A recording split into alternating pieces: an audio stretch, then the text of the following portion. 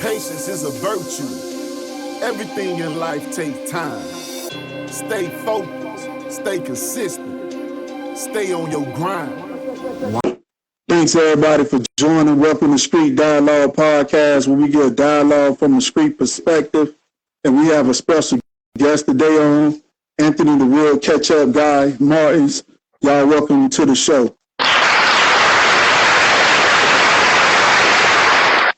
So Anthony, go ahead on and introduce yourself for the fans and the people who are watching that may not know who you are. Hi, Anthony the Real Ketchup Guy Martins. Retired 22-year Hollywood stuntman, ex-college football walk-on, a.k.a. Brown Rudy. If people have ever seen Rudy, that was me. Ex-Golden Glove boxer, and now retired. Spokesperson for True Made Foods, and love investing in real estate and crypto.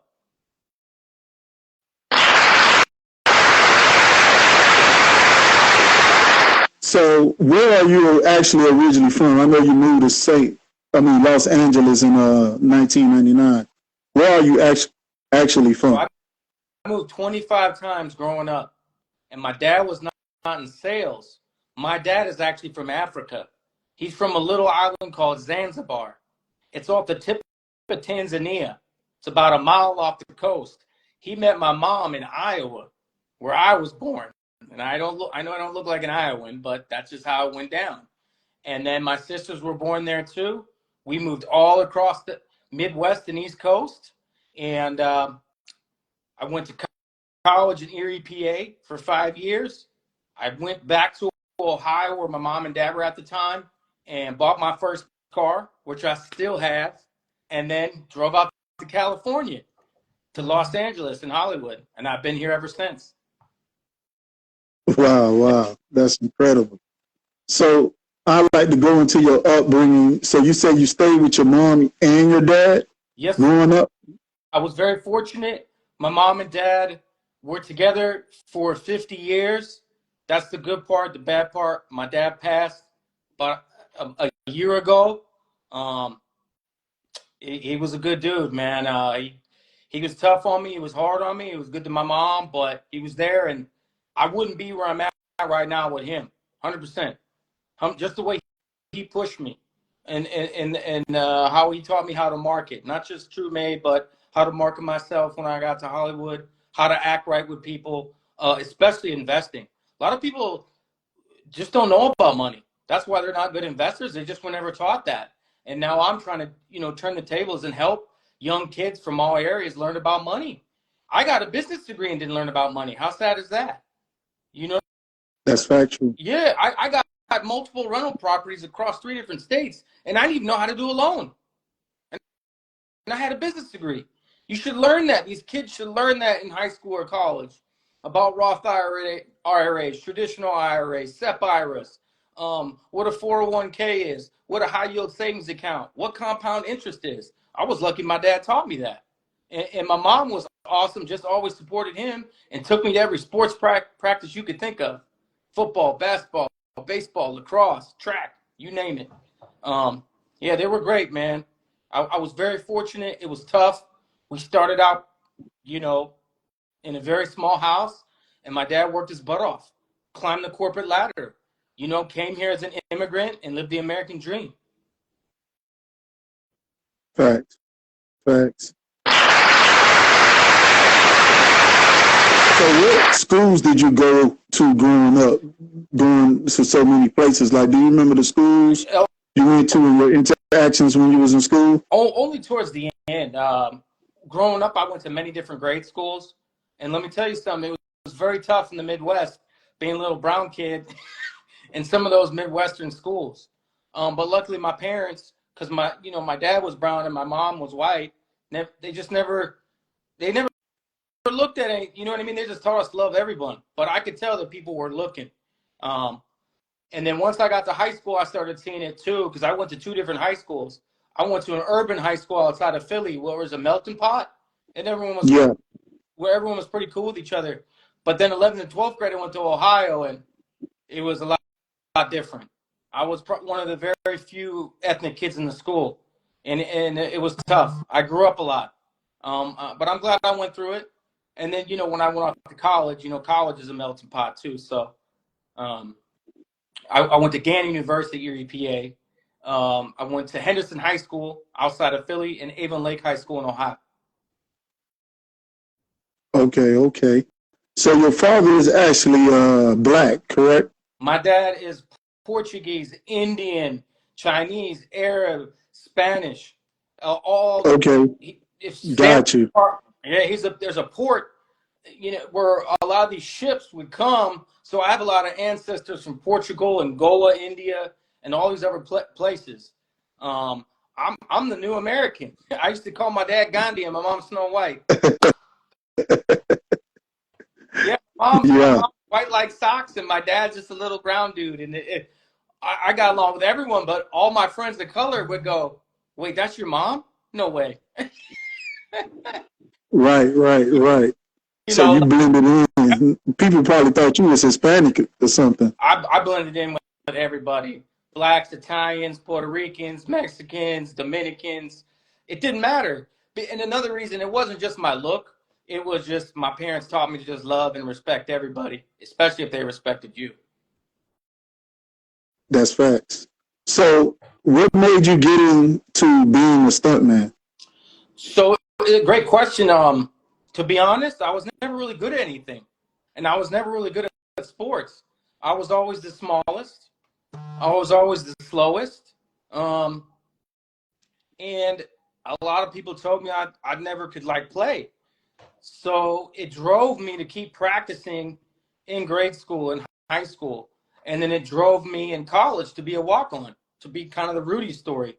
And because of that, when I came out to LA, I didn't know anything. I didn't even know what an extra was. I know nothing about the business. I just was 23 years old and figured, why not drive out to California and, go to Hollywood, every kid's dream. And I met a stunt guy, and he said, wait a minute, you used to box, you used to play football and all these other sports. Why don't you be a stuntman? And then that's where I said, wait a minute, that's my chance to be a professional athlete, which I wanted to be my whole life, but I just wasn't good enough. So that's kind of how it started, and then you just have to learn the game from there. So when did you develop a passion for being a stuntman and acting as a whole, after you found out about being a stuntman and stuff like that? I think the passion came. Remember I was telling you my dad was real hard on me? Yeah. Like growing up, he told me I was not good at anything. And it used to bug me when I was younger, but now as I'm older, I know what I was doing. He just kept pushing me. And I remember I was in my senior year of college, and I wasn't sure what I was going to do. I was thinking of joining the Peace Corps because I just love helping people, and any way I could do it. And my parents were a little worried, like I probably only get my one bowl of food out to someone starving because I didn't need it; they needed it. And they were a little worried about that, so they didn't want me to do that. And I remember my pop sat me down, and in college I went to a liberal arts school where you have to take electives. I got a business degree, but I had to pick other classes. And I'll never forget, they said, you want to do theater or some type of art class? And my brother, I can't draw a stick figure. So I took theater. And my dad pulled me aside and said, son, I've seen you try everything in life. You're not very good. He goes, you got heart. You try, and you get about average in every sport you've played, but you're not that good. He goes, that theater thing, you're just as good as them, and you've never done it before. You're doing it just because it's an elective. And then he told me, he said, why don't you go out to California? No one knows what ethnicity you are. And you got drive, right. So just go out there. He goes, I know you'll out hustle everyone out here. And he was right. And then he just said, just give it 10 years. And thank God, I was broke, man, like a piece of bread a day for 7 years. It was tough. So when you moved to Cali, you basically had nothing. And you were just going off an idea and dream. You just took off from your first car and moved out there, huh? Yeah, I had a car and that's it. I remember I got back from college with $4,000. My dad co-signed for me in the car. I put $2,000 down and I had $2,000 in my pocket. By the time I found an apartment, I had $500 left. Didn't know anyone, didn't have any family, didn't have a job. So how did you work your way into being a stuntman after meeting the guy in California? How did you work your way into that? Well, first I became an extra, And for people that don't know what an extra is, it's those people in the background that just kind of walk in the back. Anyone can go do it. I started that, and I started non-union. And then after you do that for a while, you try to break yourself into the union. And it's not easy to do. It took about 2 years, and I got into the union. During that time, thank God I met a stuntman that was tough like my dad. He didn't just give it to me. He made me work for it. He waited till I got union. I was kind of training a lot, practicing a lot, learning how to take falls. And then finally he gave me a shot and referred me to what's called a stunt coordinator. They're the boss that stunts on the film set or the TV set or the commercial. And luckily I didn't mess it up. And luckily, I think what really helped is being an ex-boxer and then being a walk-on in college. I was a practice dummy for 3 years. And when you're a running back and you're a practice dummy and small, you take hits. And thank God I took those hits because it helped me with stunts. So I was like, all right, this hurts, but I can deal with it. And that's kind of how it all started. That's amazing. Thank you. So you was a stunt performer in the Sony's Pictures Entertainment production, The Amazing Spider-Man. What stunts did you? What's up, man? It's my partner, A-God, Dialogue, Hey, also shout out to his marketing team. Golden Money Team Marketing. Perform in that movie? And how did you get that Which role? one? The Amazing Spider-Man. Oh, man, that's a crazy story. That's one of my favorite movies, too, Spider-Man. All right, so check it out. That's a funny one. It's not funny because my part got taken away, but it wasn't my fault. So Right. So I forget what was going on in my life at that time, what show I was on, because once you're in, you still have to hustle, but you go from show to show, and you don't even remember what happened. Because you're on one show for 12 hours a day, a couple weeks, then you go to another one. And then you keep doing that year after year after year. You can't even remember, which is a blessing, what show you did what.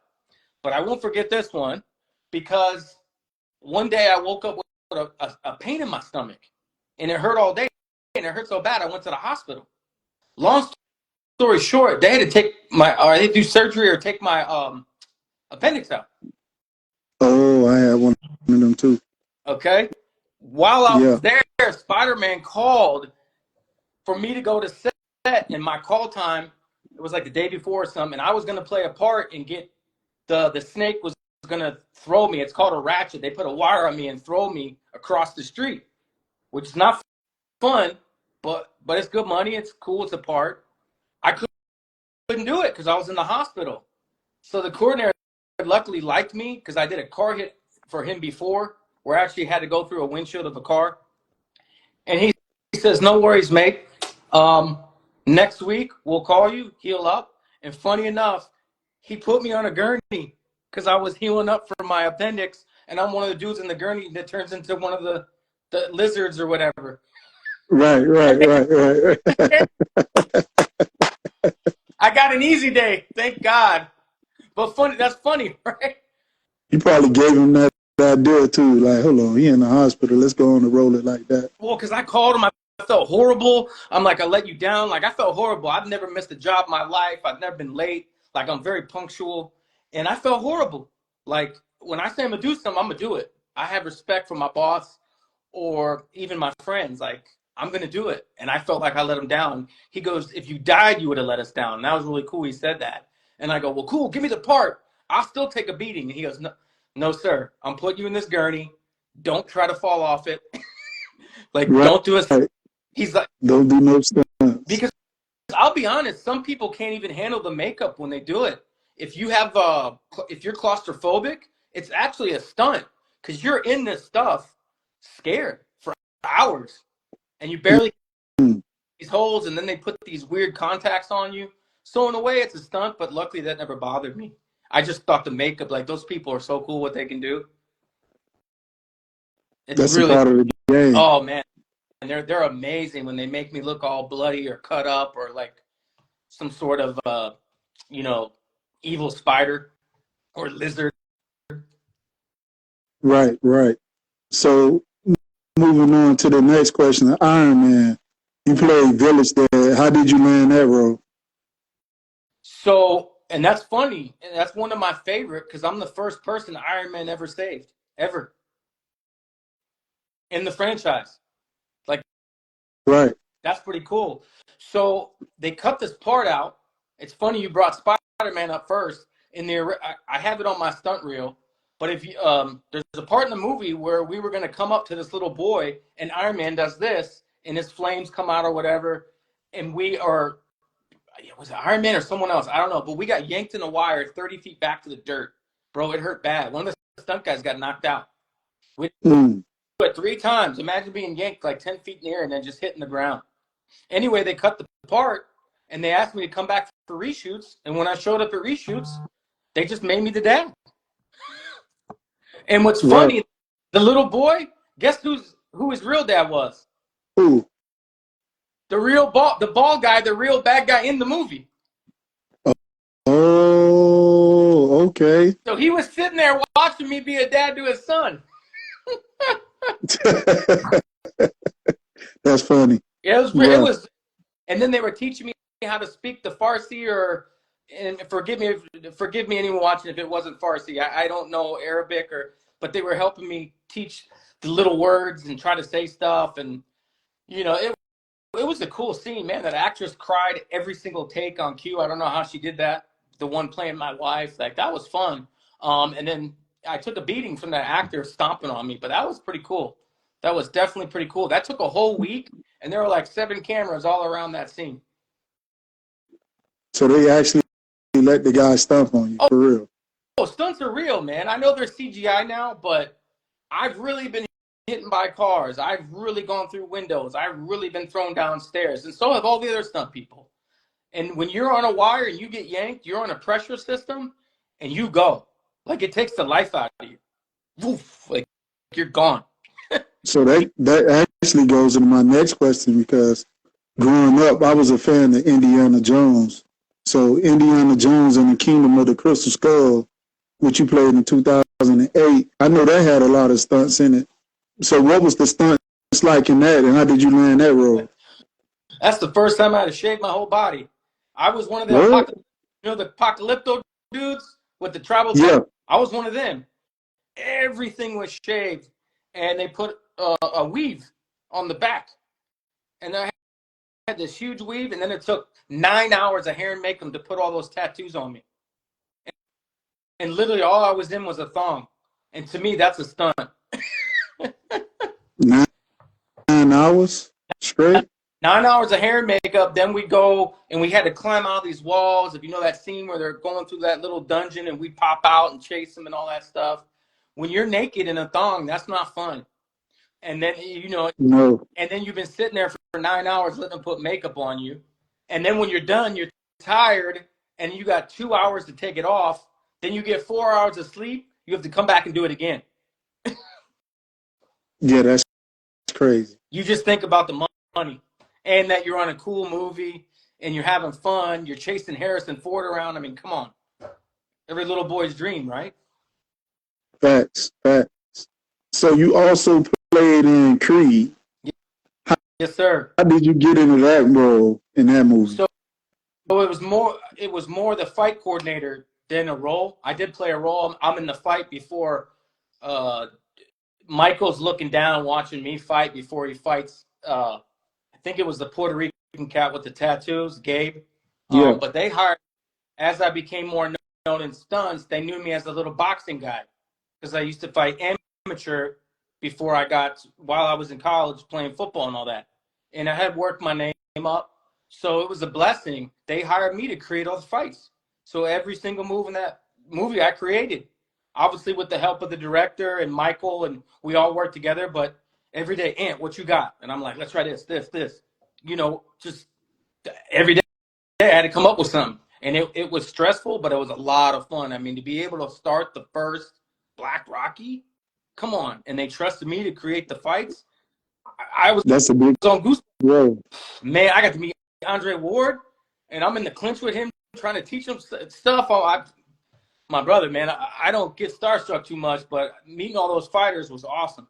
And Ryan Coogler, the director, is very cool. He loves boxing. He trained himself. Lots of fun. Man, that was a great experience. And I got to go back to Philly, bro. I got to go hang out with people I went to grade school with, high school with, and college with while I was making the movie. That's dope. Super dope. So you also played in a movie with Adam Sandler. You Don't Mess with the Zohan. That's actually a funny movie. It wasn't. I Um, got 13 staples in my head. My head split open on that movie. what? I almost couldn't do the movie. Another good story. So we're at rehearsals, right? Remember I sent Right. Remember those wires I was telling you about? Yeah, that's swing you around. Yeah, so they had me on the wire, and the practice sending me into the wall because Adam's gonna kick me. And it's a funny scene in the movie. They actually made a meme about me, and I'm not getting paid. I'm kind of bummed about it. It's a huge meme. Anyway, we're doing rehearsals, and the wire breaks. So instead of going into the wall, I went straight to the concrete and split my head open. So they sent me to the hospital, and they put 13 staples in my head. After I Wow. after I was done, I went back to rehearsal, and I said, "All right, I'm ready." And my boss goes, "What are you talking about? You're done, bro." And I'm like, "What do you mean?" He goes, "You got 13 staples in your head. How are we gonna put you into the wall? They don't have the insurance." And I'm like, "Oh no," because I had bought my first house. I got a mortgage. I'm like, I'm like, yo, I'm Arab, right? He's like, yeah. I'm like, put me in a hairnet, one of those really tight hairnets. I'm gonna put a soccer pad over the staples, then put the turban on, and let's go. And he was like, you're crazy. I was like, no, I got a mortgage. For real. So he laughed. You gotta feed the family. Yeah, so he laughed and he let me do it.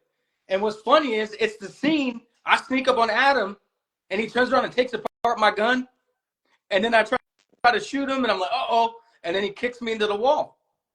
But the funny part is we had to do it twice because the first day they didn't put it right, and my turban flew off, and I busted the wall up.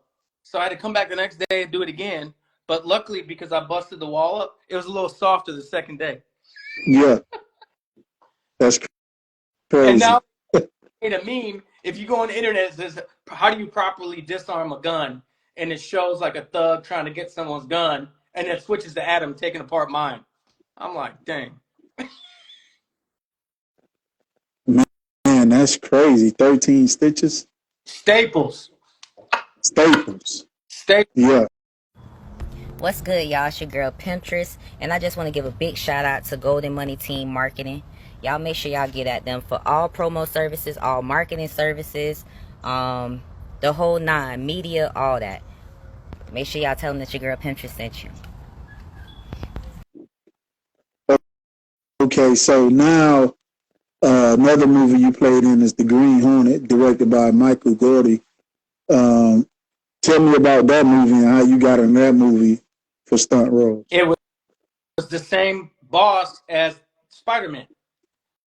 Okay. He liked the first day I met him. He just respected me because I did that car hit for him. A car came right at me, about 15 miles per hour. I threw a left hook and smashed that windshield. And he just appreciated my work ethic, and I wasn't scared. I did it, and I was sick that day. I had like 102 fever, but I didn't care. Got to go to work. And ever since that day, he put me on every movie he had. And the cool thing about that movie, you guys got to go look up Tommy Rosales, old school Vietnam War vet, 70-something years old, was a driver, old school Latin guy. I got to sit next to him for the whole shoot, for a whole month of night shoots. Man, you think my stories are good? I got to hear stories about the 70s stunts, the 80s stunts, the 90s stunts.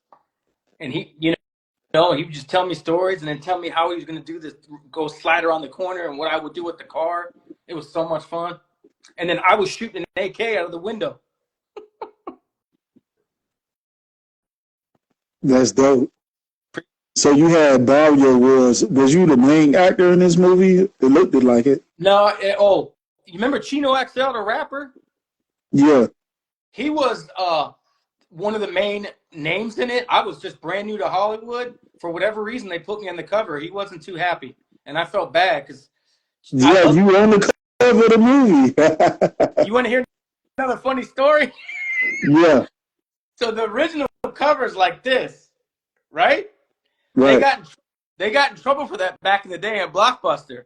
So if you see the new cover, it's like this. That ain't my hand. They took the director, a white dude's hand, and put it where my sleeve was. And you see this big old, you see a different hand. Oh, so they switched it out. Okay. It's so funny. But yeah, that was one of my first gigs getting out here, just being a bad guy. It was like the main villain or something, going around chasing people. And then you acted in Sniper Special Ops. That was stunts. That's with what's his name? Seagal. Yeah, I was that. He And wasn't there. injuries in that one, or that Nah, was a smooth one? in that one. I guess the only thing cool story about that one, when you're working on set, there's a lot of downtime where you sit around a Yeah. lot and there's food and stuff till they need you. And my boss had this big trailer with all the stunt equipment. He also had a pull-out TV, and the playoffs were on. So we were just watching watching the playoffs till they needed us to go shoot at Seagal.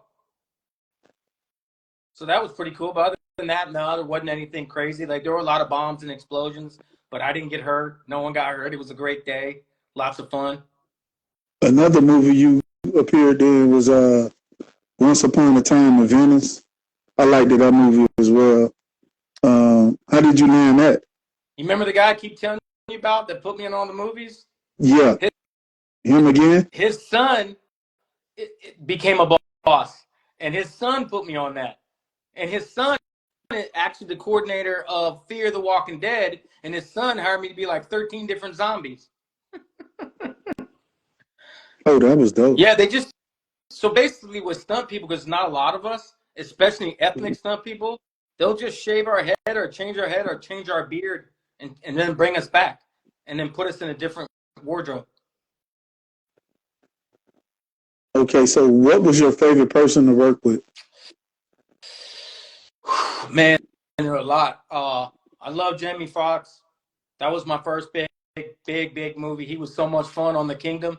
He was fun to work with. He was professional. During rehearsal, I'm like, he has to come kill me. So I keep falling down after he kills me. He came and picked me up every time. That was cool. The Allstate guy, are you in good hands? He was the same way as Jamie. He was killing me in an airplane, and I kept flipping all over the seats, and he kept picking me up too. Who's the lady from Scandal? Beautiful light-skinned black actress. Why am I drawing a blank? Kerry Washington. She's on the show Scandal. At the end of the night one night, 4:00 in the morning, she made the crew stop to give us a round of applause, just say thank you. I mean, no one does that. Beautiful person, and always asked how I was doing or how my family was doing. Tom Cruise was also very nice. There's many others. I can't just pull off the top of my head. Hey, what up, y'all? It's your girl, Sexy Keisha. And if you're trying to become that star you knew you could always be, go viral, blow up, hit the billboards, top charting artists, you gotta hit up the Golden Money Team Marketing. Yes, they are the ones to do that for you. Let's go viral. Golden Money Team Marketing. Tell them Sexy Keisha sent you. You know what it is. So what was your favorite actor, your favorite person to work with while you was doing stunts? Oh, all the ones I just mentioned. And there's many more, just tough to remember, because, on my IMDb, it's listed 150 credits, but some of them I did multiple episodes. You know what? Actually, I love LL Cool J, man. Oh, you work with LL? Yo, he is so funny and awesome. So I worked that show, NCSLA, about 30-something times, and there'd be days I'd be laying dead, and Todd would come by me and kick me and be like, yo, Ant, are you Arab or Latin today? And how we kill? Didn't we kill you already? Because I would be there so many times. He's a really nice guy. And what movie do you feel was the best movie that you played in, that you did your best work in? Hey, God, let me tell you something. Anytime I work was a blessing, because when you're broke, barely making $10,000 a year for 7 years, and you're a 30-year-old man, you just want to work, and it's such a tough business. My buddies are still in it grinding, and I'm just lucky, like we're talking about my pop, that he taught me how to invest. You know what I mean? And lucky to find a great company to work with in retirement. I hate to say which actor or which project, just to work in this industry is a blessing, because it's hard. and it's toxic, it's crazy, and people step on people's toes, and it's tough, man. So just to work is a blessing. Facts. So what are some of the things people need to watch out for in the filming industry? I know everything ain't always good as a scene. So what are some of the things people need to watch out for when it comes to the business? You know, just you got to watch your contract. It's tough. You get, you know, just to get paid and get paid correctly. You got to watch out your friends in this town. A lot of people really ain't your friends. They just want you to help them get a job, which is sad. You know, I knew it was coming, but I retired 3 years ago, and my phone stopped ringing. I still have my, you know, my core nucleus of friends, but a lot of times I don't hear from people. And maybe some are busy, but some it's just all about work. And I wasn't about that. Like, I love people, and if you're good people, I always want to kick it with you, whether we're working or not. Yeah, and just the whole, you know, the party life, getting caught up in that, the glam of it, you know, try to fit in with everyone. That's just not me. And that's another reason I was able to retire. Too many people come out here and get one job, and when you make a couple $1,000s in a day or a good amount of money in 1 year, you're like, yay, and you go. But then the next year you don't work, and a lot of people don't make it. I can't tell you. Yeah. And, you know, you got to save your chips and then invest them. So have you ever made any bad choices that you learned from while working in the stunt industry? Yeah. Maybe trusting the wrong people. Maybe choosing the wrong agent. Maybe doing a stunt a certain way I could have done better. Yeah, but I don't regret anything. I love it. I wouldn't have had it any other way, because I'm in the exact place I'm supposed to be right now, because God had it all planned, and I was just his vessel doing it and trying to do the best I could. Yeah, I love it, man, and I'm glad that I struggled, you know what I mean, for so long. Okay, and that's real talk, because everybody has a story. Everybody has to learn from something. Yep. Everybody has a struggle. Yep. So let's talk about ketchup first. How did you become the brand ambassador for True Made Foods ketchup? Well, we'll go back real quick. I've loved ketchup since I was a little kid. I mean, crazy amounts of ketchup, like the 64 ounce in a week. You know, but back then they only probably had Heinz or Hunt's or something. But I've always loved ketchup. And then it's funny, when I was broke, when I first got here, I was telling you about times were tough. I was doing YouTube videos back then, 25 years ago, crazy YouTube videos, but you weren't getting paid like that back then. I was ahead of the time. Boom. So then finally I have a stunt career. It was great, whatever. After stunts, my first year of retirement, my partner, she goes, yeah, you're kind of getting on my nerves. You got to do something.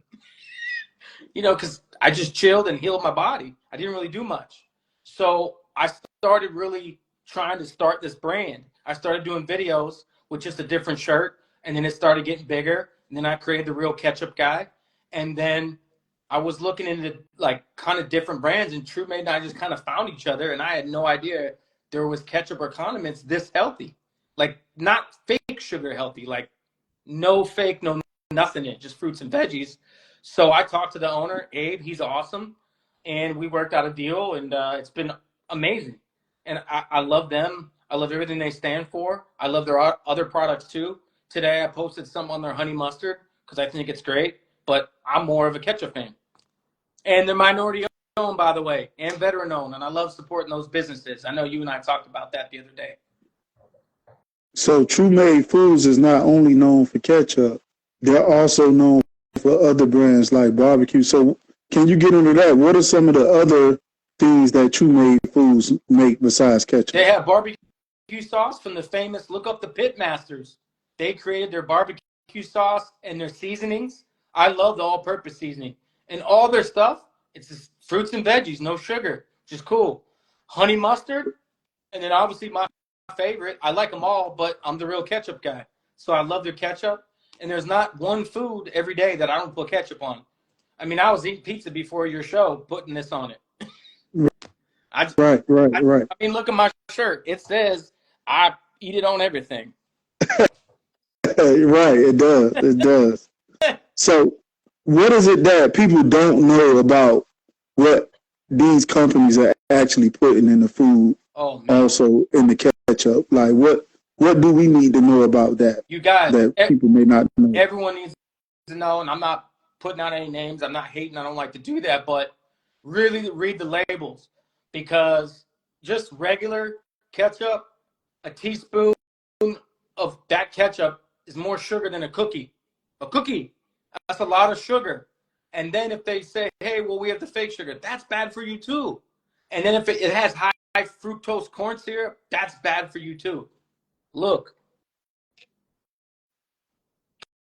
Carrots, apples, and squash. That's it. And tomatoes. You can't get any more healthier than that. And the sugar comes from the fruit, which is actually healthy sugar. So just watch out for the fake sugar. Watch out for regular brands anyway, and watch out for the high fructose corn syrup. So go ahead. Sorry. No. Go ahead on. You said watch out for the. I just what? Because kids love ketchup. So the owner, how I met him, his kids love ketchup like me, and I think he saw my videos and laughed. And this is why he created it, because his kids were eating ketchup like me, and that's literally poisoning your kids. And let's say they don't like ketchup, they like mustard or barbecue sauce. That's so much sugar, and it's just linked to so many different diseases and stuff. And I'm just so glad I found them and I'm learning about this, because I was very ignorant to all this. And being an athlete, I shouldn't have been ignorant. Like through my whole stunt career, the stunt guys didn't want to eat with me. I mean, I'm being funny, but they were like, bro, do you actually want a burrito with your ketchup? Like, like I really right.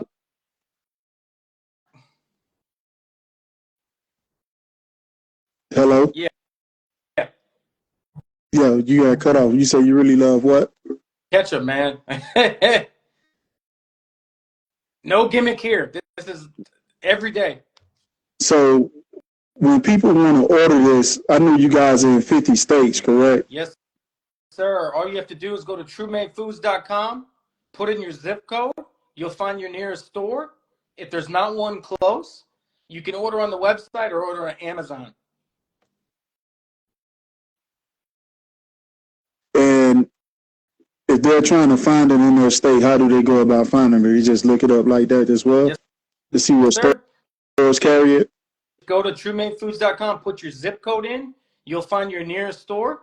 Some are walking distance, some are driving, and some aren't. And, we're building, trying to get into more stores. But once again, if it's not there, you can order from the website or from Amazon. So I highly recommend, if you do get them McDonald's fries, a lot of people like them, don't even use their ketchup. Just get that True Made Foods brand. I throw agree. that right on there. I agree.